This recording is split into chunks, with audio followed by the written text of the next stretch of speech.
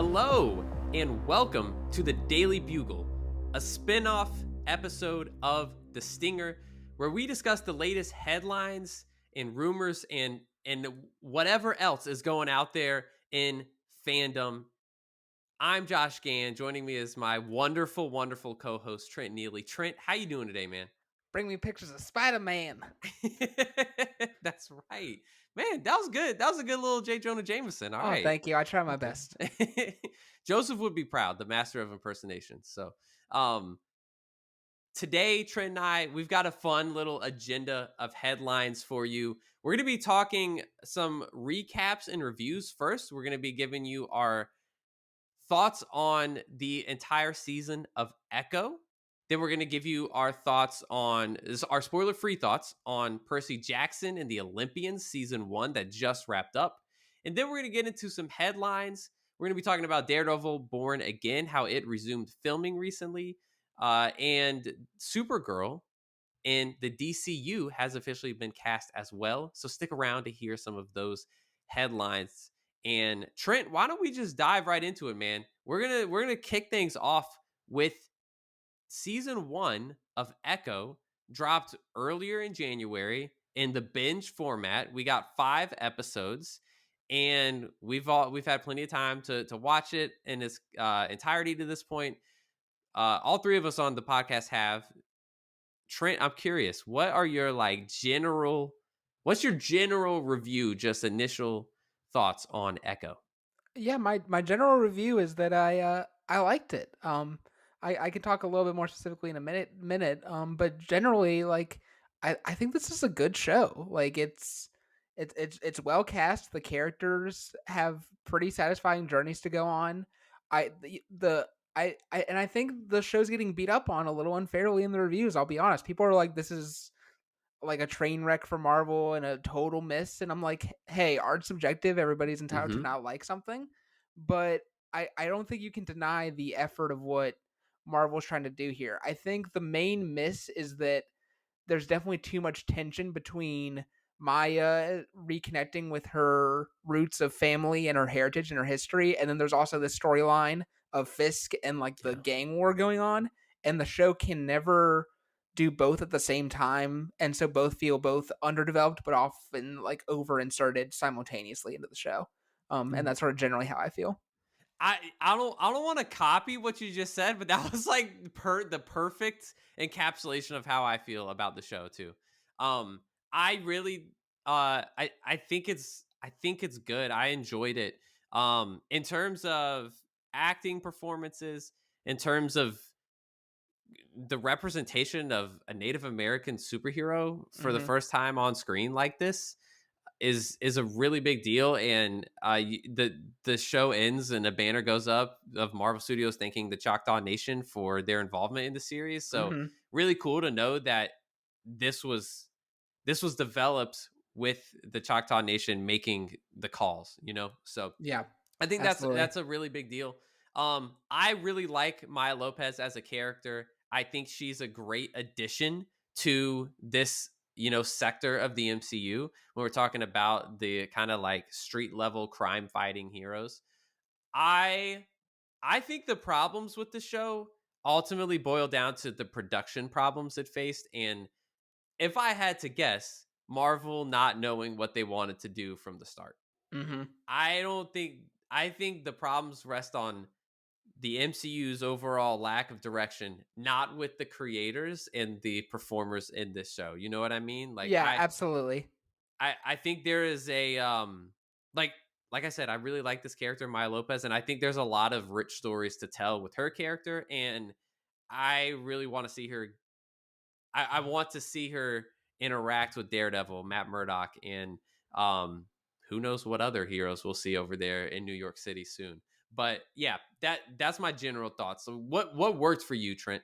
Yeah, I think, like I said, Maya's whole journey with her family and just this being a story of sort of reconnecting with like your history that you thought you had left behind, but also sort of reconnecting with family and friends after you thought that like your trauma in life had beaten you down so hard. Like that's a pretty deep emotional thing for a Disney Plus Marvel show.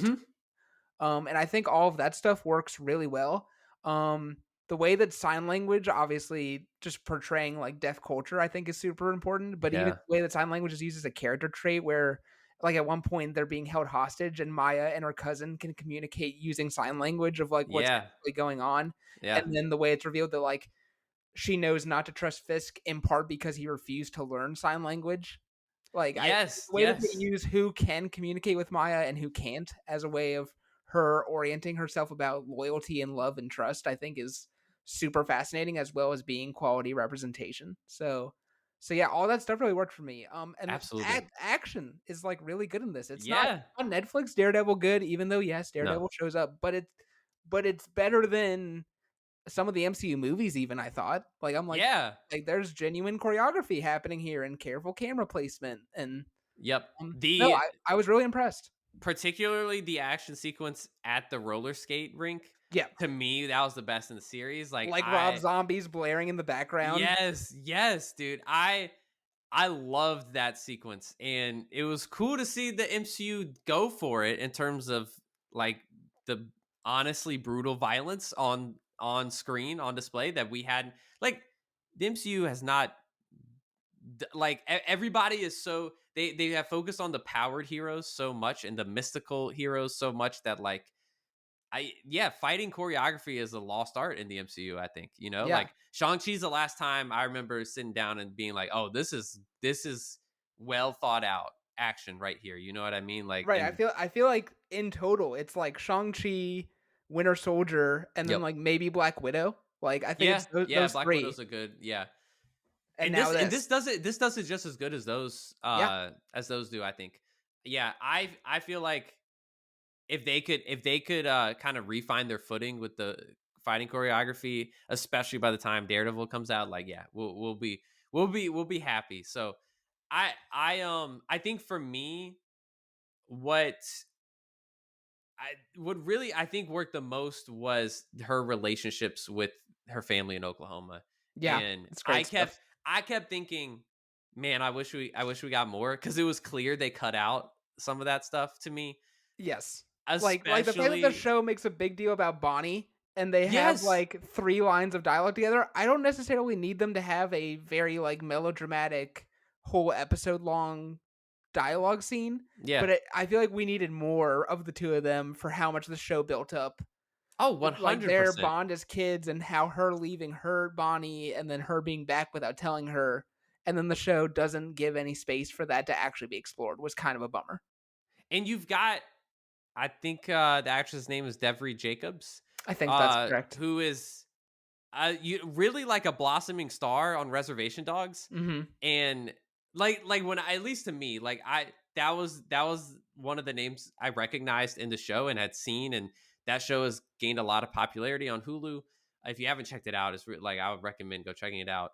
And you're right, like they have three lines together. It seems like, you know what I mean. Like it's I just I don't get that choice. I don't get Mhm. that choice. Like let your talent shine, you know? And so that's the part where I think we texted about it a little bit. I was frustrated every time Wilson Fisk came back into the picture Yeah. because it's like, oh, I do want to see how this connects to Daredevil, but I care. I actually am more invested in these family relationships right now. When the moment I became concerned, because like, I mean, let's be clear, Vincent D'Onofrio is great as Kingpin, and I think he is great in the series performance wise. Yeah. But the moment I became concerned, I think I texted both you and Joseph about this. Like they montage over the whole Kingpin, like taking Maya fully under his wing and like Yep. I don't like grooming her, I guess Yep. maybe is like a term I can use, to Hmm. sort of be this weapon. And I'm Yeah. like, that of the Fisk stuff, that's the most important and interesting thing. Yeah. And the Yeah. show just like skips over it. I don't know whether that was a conscious writing choice, if that was a change in direction of the show where it was gonna be more of her and Fisk and they decided to go to Oklahoma. I have no idea. I think we'll find that out over a couple years, maybe. Yeah. What was sort of going on I with that? know. I do feel like there's more that we will learn as time goes on and people are willing to speak about it, because that's essentially how I felt with nearly every relationship in the show was that the show gave us like a breadcrumb of good dialogue between Maya and said character, and Fisk was probably like the chief among these in terms of what didn't work, Yep. and wanted us to get invested based on like that one scene or two that Maya spent with the character. Yeah. And that's just not, it's not possible. Like I like the it's almost like an incomplete puzzle where it's like I can see like the it's a puzzle and the entire outline, the border of the puzzle is connected, and you've got like all the different corners, like pieces are being filled in towards the middle, and it's almost there but it's not finished, and they delivered us like the incomplete puzzle because it was like actually this was going to turn into something beautiful if you just like put more time into it. Yep. Yeah, I'm with you 100%. So yeah, I think overall though, we're both we like the character and want to see where she goes next. I Yeah. that's how I feel. So Echo could have been better, but I think it was promising enough to, want to invest in this character more. Yeah, So and I think the if it was a misstep or a miscalculation, I think emphasizing the Daredevil and Kingpin aspects in that first trailer yeah. really set the stage for a lot of the negative reviews. It's like, Yep. yes, if you're expecting the Daredevil and Kingpin prequel before Daredevil Born Again, this show will be upsetting Yes. or disappointing. And Um, to bounce off that, like another so critique I heard on my favorite podcast in the fandom space, the Midnight Boys over at the mm, Ringerverse, is that they they were pointing out that essentially Marvel Studios tried to sell everybody on what you just said, the Daredevil and Wilson Fisk of it all, as if her heritage roots and family in relation to the Choctaw Nation wasn't enough. You know what yeah, I mean? And like that's just kind of messed up. That like you're telling me that I'm going to care more about Daredevil than I do knowing this character's cultural even though background. Daredevil was literally in it for 33 seconds. Third, like, That's is it and that's not really hyper. that short? I think it's close to that. Gosh, That man. is a little bit of hyperbole, but it's less than a minute. Like Yeah, he doesn't talk like. Well, okay, he might say he might he have says like like one thing. He's like, I was yeah, watching them for weeks and you messed it all up, and then he just yeah, starts punching, and then that's yeah. it. Like, That's it. That's all. Like it could have been a stunt double that entire and time. You know what I mean? by the way, I think as a whole for that show, like it's fine. I'm not criticizing that Yeah, choice at all. I'm yeah. criticizing that the marketing It's the marketing. and this is the problem that we live in, and I understand that's complex because back in the day when movie theater tickets were like 99 cents and everybody like was it was assumed everybody was going to the theaters every weekend or Yeah, watching whatever show. It's like, hey, we can't spoil stuff because people are going to go see this. yes, Now it's like they have to convince people to go see it. And from a marketing perspective, they don't really care if they're yeah, falsely setting expectations. They're just like, we just yep, need eyeballs. yep, Like that is our job. So whatever we have to put in this, if we have to put Kingpin and Daredevil front and center of this show to get people to watch it, we're gonna do it. And I don't yeah, like you can debate whether they should do that, but I understand why they make that choice from a marketing standpoint. And that's why I think it's somewhat hard to, and I'm not saying people should have to, but if the main reason you're disappointed in projects these days is like trailers set you up for a different experience, like try not watching trailers for a while and just watching yeah, stuff. yeah. I promise you'll have a better time just watching stuff as it comes out and being like, oh, I don't have expectations. This is just what this thing is. That's what you're doing with Dune. So That's we'll why I'm mostly put yeah, the like put the except for the theory to the first test trailer. here. Yeah, Yeah, we'll yeah, see. We'll see. yeah, yeah. Let's move on to the next show we have to talk about, which is Percy Jackson and the Yeah. Olympians. So Yeah. did you finish it, Trent? I did not finish the finale, but I've seen All right. every other episode. Okay. I've seen episodes 1 through 5. So Okay. we will be spoiler free here. Yes. But you may be listening and you've already seen the entirety of the show. So bear with Sure. us. But I'm curious, Trent. Like this has been a very popular show. Yeah. And I think it's really exciting because it's it's a book series that a lot of people grew up with, and that typically is just holds a special place in people's hearts. So what do you think of Percy Jackson? Yeah, I'm one of those people who I read at least the first 2 books when I like 15 years ago. Yeah. Um and so it's been a hot minute. I can't say that the Percy Jackson lore was fresh in my brain when this is coming out. Yeah. But I remember the rough outline of this first book, The Lightning Thief. And I was Hmm. like, yeah, this is pretty much like what I remember, and not in like a oh they just copied the book kind of way. I'm just like this is what I expected. Hmm. Um Hmm. I've been hearing some of the criticism that the three main actors are not fully faithful to like the book versions, and I sort of have that feeling, but I'm also just like that's what adaptation means Yeah. sometimes. Like, Yep. I'm just happy that I think the three of us were talking about this either in the last episode or off mic at one point that like Hollywood finally figured out how to actually cast like middle schoolers and high schoolers for Right? stuff instead of being Yeah. like this 25 or 30-year-old man is a Right, 13-year-old. exactly. He's hitting puberty. And so I think that that leads to the you're able to buy the naive nature of these Yeah. kids and how they get sort of caught up in things they don't understand. Um, I really like the performer who plays Annabeth. I think she's Yeah. like my favorite part of the She's show so good. far.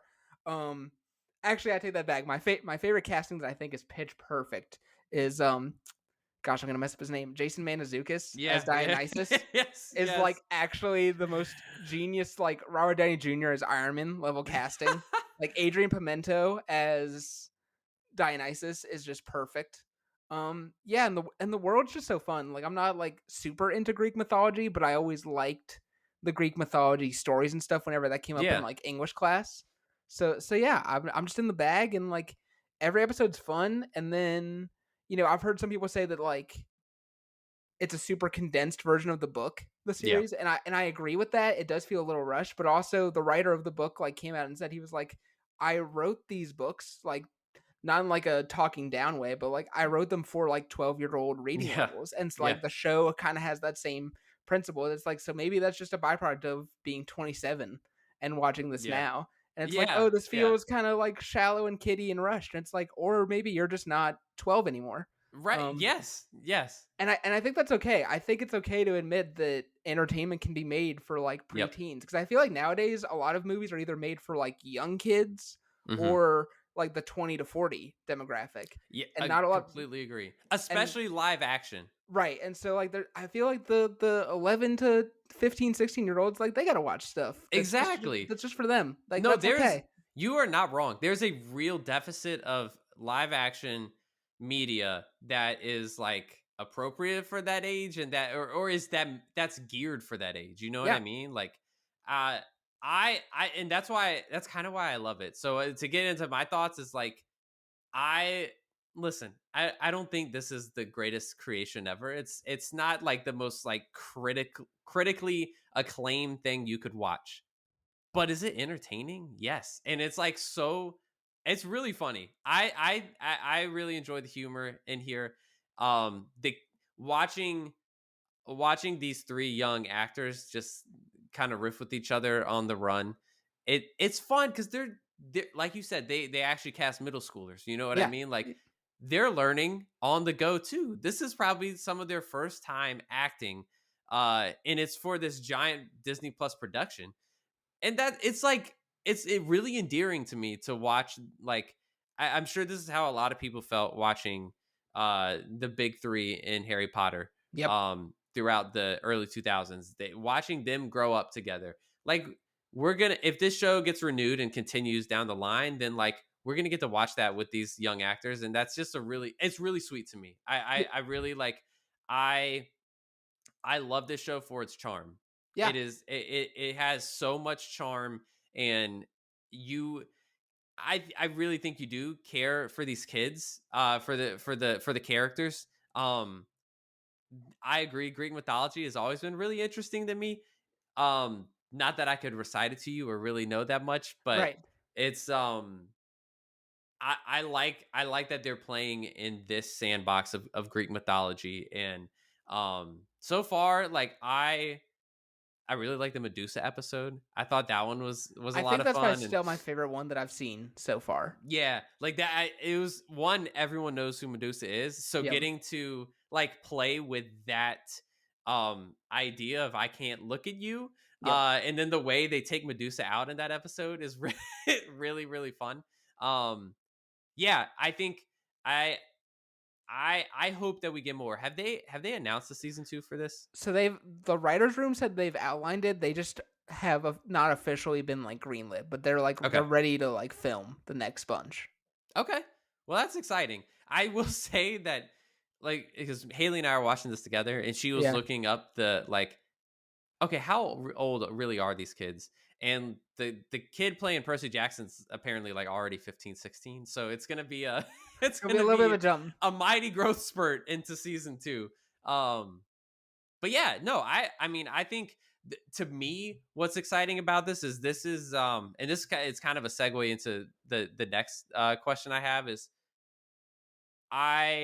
we watch a lot of Disney Plus content on this podcast, and it's always Marvel or Star Wars, and there's hardly any in between. And I appreciate that Disney is finding IP that is not connected to either one of those universes. Right. That's the because like did was Disney the distributor for the Percy Jackson movie that came out?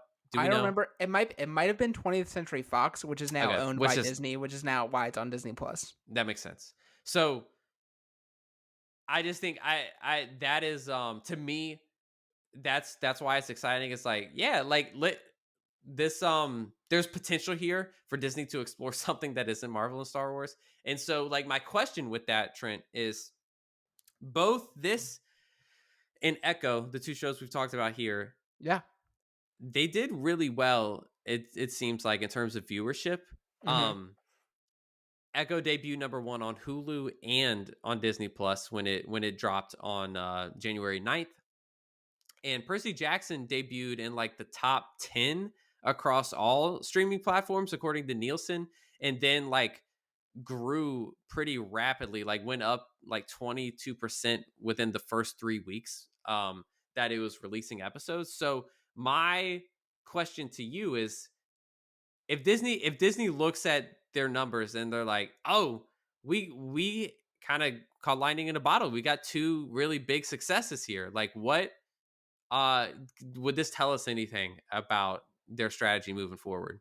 Yeah, I think for me, it's for the Echo side of things. I think it shows to Marvel. Yes, people are looking for that more independent of the multiverse narrative, Yeah. street level character driven storytelling. And I think the idea of like if you're going to do stories about different characters from different kinds of communities, having the community's input, like you were Yep. saying of the Chalktown Nation, and having actual, deaf performers in it, like having that stuff is important Yes. and is Yes. valuable in the collaborative process. With Percy Jackson, I think it's this idea of like, hey, it's okay to like for this IP stuff that's based on books, you can just make adaptations of like the book. Like you don't Yeah. have to come up with like a new story or like a twist on this. Like you can just Yeah. make the story of the thing that's out there a Yes. cinematic version of that. I think that's okay. And so I Because I they've think already been doing that with the animated movies, so you would think like right, right. we understand the concept. So yeah, I hope they just take the leap of like, hey, we should just buy the rights to more books and make things that are based on books and Yeah. that are faithful to that. I think Yeah. that's cool. I I agree with you. My skeptical eye says like this is because of the time of year in which these two things came out. I think that's a part Um, of it for sure. but I also the other thing I'll say is I kind of hope Marvel learns from the Echo binge drop, Hmm. because I think some of their shows could stand to have been binges. I Hmm. really don't, because if they tried to go week to week with Echo, the narrative would be completely different. Yep. I'm telling you, like it would be more like Doomsday. Marvel is in the tank. Like they have nothing left.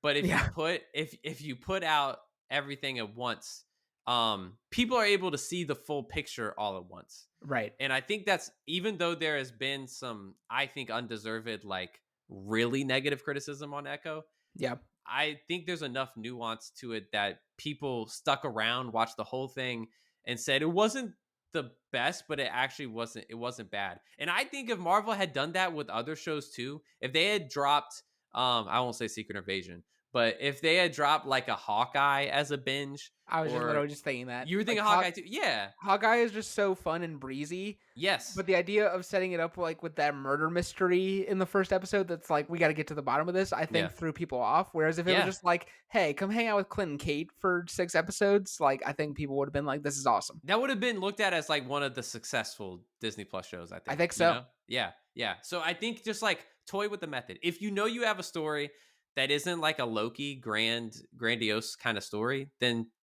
drop it on as a binge. Like Yeah. it'll be fine. It'll be fine. So yeah, those are my thoughts. Um, let's get to some news. Yes. Uh big we're staying in the Marvel universe because Daredevil Born Again Mhm. resumed filming Yes, about they a week did. ago. I sent you and Joseph a TikTok I found of like people were legitimately across the street from the filming of Daredevil in New York City. Yep. Um Karen and Foggy are back. Uh what is it? Nelson Murdoch Page, Yep, their firm is their back. firm is back. Uh what are your thoughts on one it being, resuming filming, but it seems like they've made pretty substantial changes Yeah. to the format of the show. So how are you feeling about that? Well, yeah, well, I feel like first we gotta refresh listeners who may not know. So Yes. they were gonna do this show that was like, hey, it's the same actor from Daredevil, but it's not the Daredevil Netflix show, Yep. which is a interesting thing to phrase. Um Correct. and we never really got that much word about what the filming was of that original vision, but basically the rumors coming out were that Karen and Foggy were gonna be either like just gone or dead. Um, and that the Yep. show was mainly going to be Matt Murdock as a lawyer, and that he wasn't going to even put on like the Daredevil costume until like the third or fourth episode. And so the way the story unfolds is that once the SAG-AFTRA strike happened, Kevin Feige and a bunch of the executives at Marvel got together and watched the rough cut of these episodes, and for whatever reason, it wasn't clicking with them. And Yeah. so they were like, "We're actually gonna like scrap these episodes, get new showrunners in here and sort of start from scratch." And then according to Mhm. Vincent D'Onofrio, while he was on the press tour for Echo, he was like, they decided after that meeting that like instead of trying to do a the same but different thing about the Netflix shows, that like the Netflix shows are officially canon to the MCU now. Yes. Yes, that's Um right. and so I think with Karen and Foggy being back, it's like, oh no, this might actually be a continuation of Mhm. that Netflix series in a lot of ways. Um I'm not super upset with the original idea of the movie being more about Matt as a lawyer than Daredevil punching Mm. people. I love Daredevil punching people, but I kind of Yeah. like the idea of seeing like Matt having to work his way through situations. I do think Karen and Foggy being back is absolutely essential though. The whole Yes. point of those characters is that like Matt tries to have a conscience and like balance the two sides of himself, but the like Foggy and Karen are ultimately like what keeps him grounded to reality. And so I feel like just a Mhm. show of him by himself, he would just be flying off the handle continuously. So I think the idea of not including them initially is kind of ludicrous. So I'm Yes. so I'm very happy they're back. And then with the I don't know, we didn't talk about this with Echo. We got the post credit scene of Wilson Oh, Fisk yes. entering the mayoral race, and it That's seems to be right. from the like set photos we've gotten of Daredevil Born Again that it's going to be very much centered on Wilson running for Yeah. mayor and what that means for the city. Um, I'm very down for that. This idea that Matt Murdock is like, I know this dude is a criminal and he's about to run for mayor. And how do I, as both Matt Murdock and Daredevil, maybe stop that? Is Yep. super promising to me. Super I promising. completely agree. That's why I agree with your statement of like the idea of the show centering itself on Matt Murdock, the lawyer. I'm also okay with. I think that would actually be really compelling. I think where Marvel probably lost the plot is this show was supposed to be 18 episodes long. Yep. That doesn't happen anymore. This isn't Abbott Elementary, all right? This Yeah. is Daredevil Born Again. Like when I heard that, when Kevin Feige announced that 2 years ago, whenever it was, like legitimately like I one of the worst ideas. I just don't know why would you make a streaming show 18 episodes long? I just don't like these it would be so out of sync with everything else in the MCU in terms of storytelling. So to me, that's probably where this thing went wrong is that like they Daredevil probably became like Law and Order with some fights on the side. Which on the one hand sounds kind of amazing to my brain because I love Right. like I have Yeah. a soft spot for like procedural like NCIS Yeah, like yeah. That's but cool, but I'll watch but Law and Order for that. yeah, I'm not exactly. wa- I'm not coming to Daredevil for my procedural law show, like 100%. yeah, so we need a story that is like consistently paced.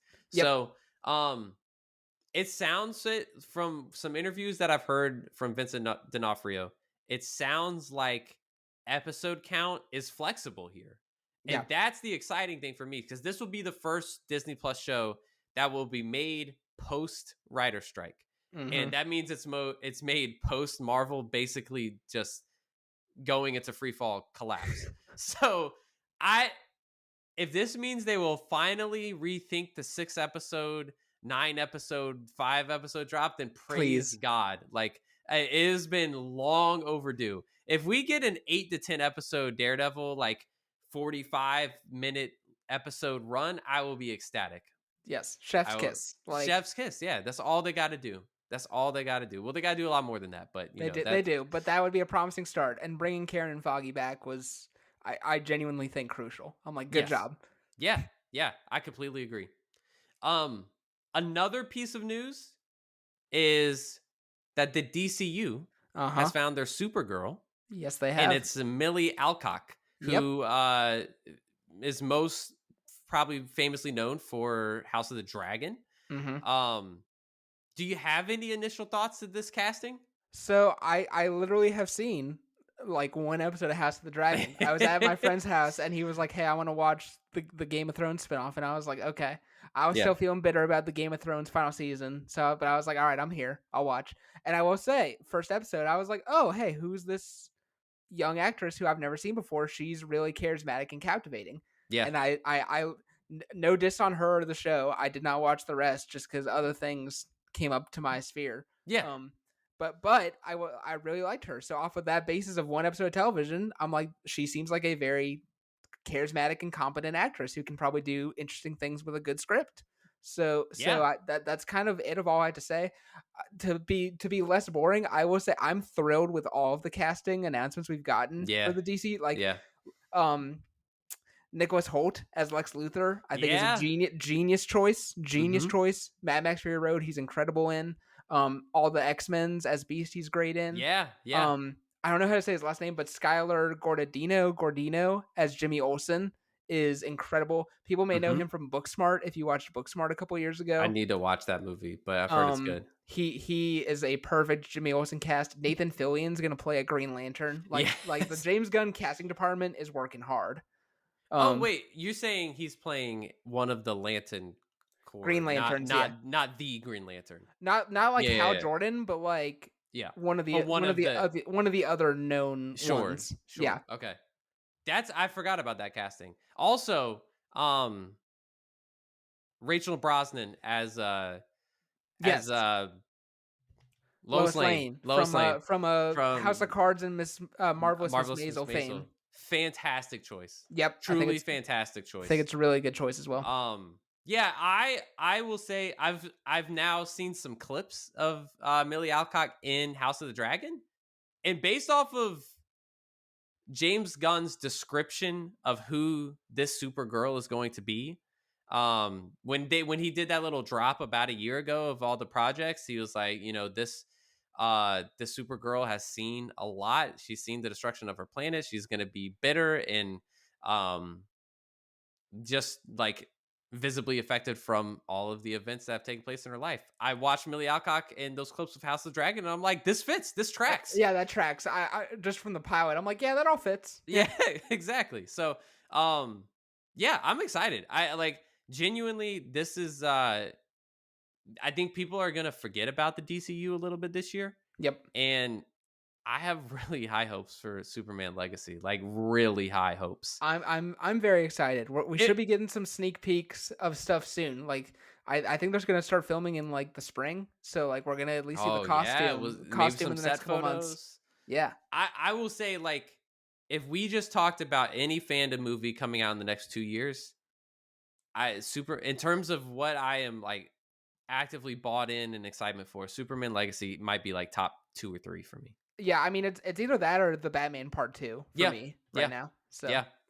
And I'm then, of with you. course, my lovely Mission Impossible 8, Well, yeah, rounding out the top 3. we know where that sits in I your know, I rankings. just had to say it. And then real quickly before we move on, I do think it's a bummer that just because of the way everything worked out with the Ah, yeah, DCEU that Sasha mhm, Calle is going to get replaced in this part because I yeah. think if you want to hear my thoughts on the Flash, go look at our previous episode. That's But right. I think her performance as Supergirl is like one of the things about that movie that genuinely works. Yeah, I agree.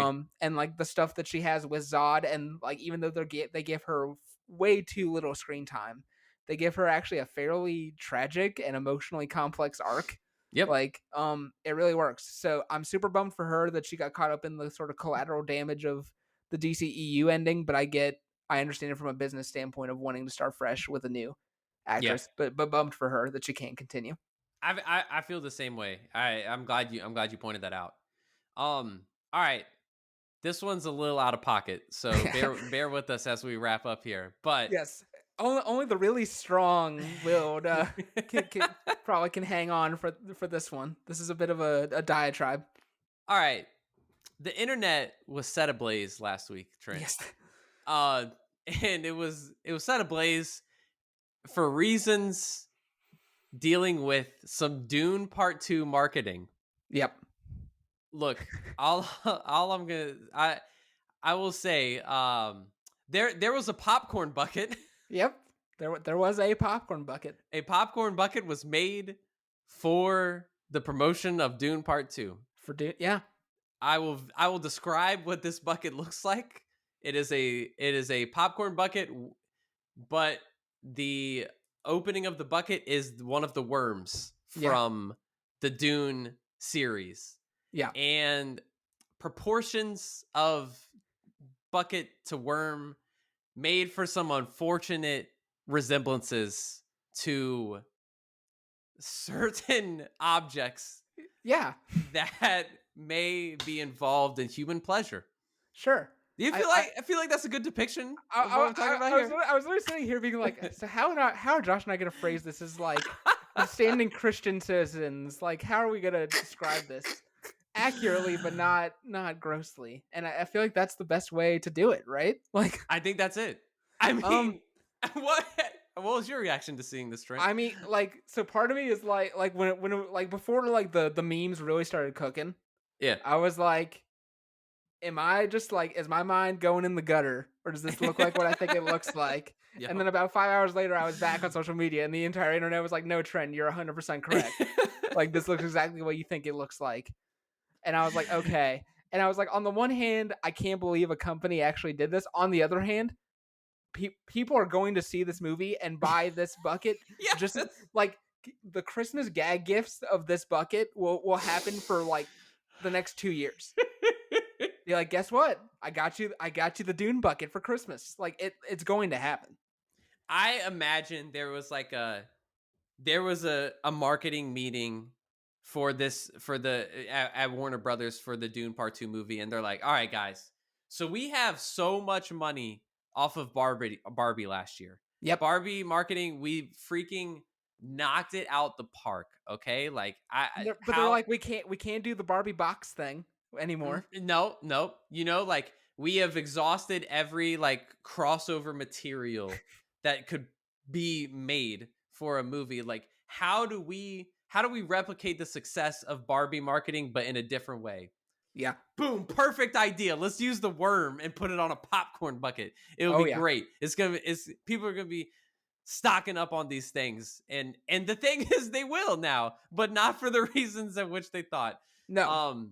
I would encourage everyone, if you want to laugh, to just search Dune 2 popcorn bucket on Twitter, on it X, won't be hard to find, on Threads, on wherever you're at these days on social media, and like have the time of your life just watching people roast this popcorn bucket.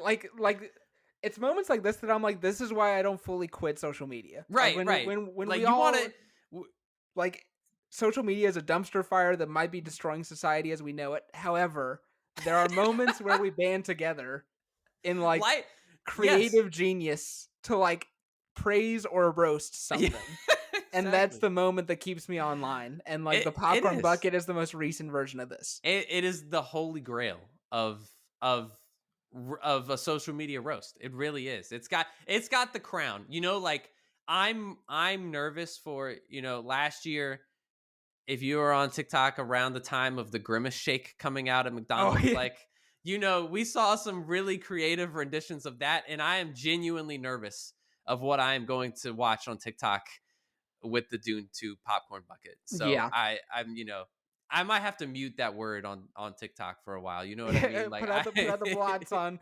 bucket, popcorn, yeah, worm. exactly.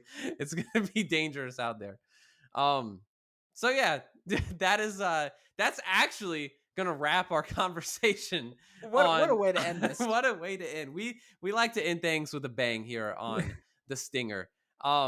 Trent, it's been an absolute blast, man. Yeah, Thanks no, for I appreciate that we got to just sit down and talk about some yeah. fun happenings here. We had to get some of these things out of our system, We did. Um, stick around, and you're watching this video episode on YouTube, but stick around, subscribe to our podcast on Spotify, Apple Podcasts, wherever you get your podcasts. And next week you're gonna hear from us a little bit of I'll give you a little bit of a tease, a little bit of an origin story Mm. for your 3 favorite co-hosts and how they came to love the things they love. So stay tuned. Thanks for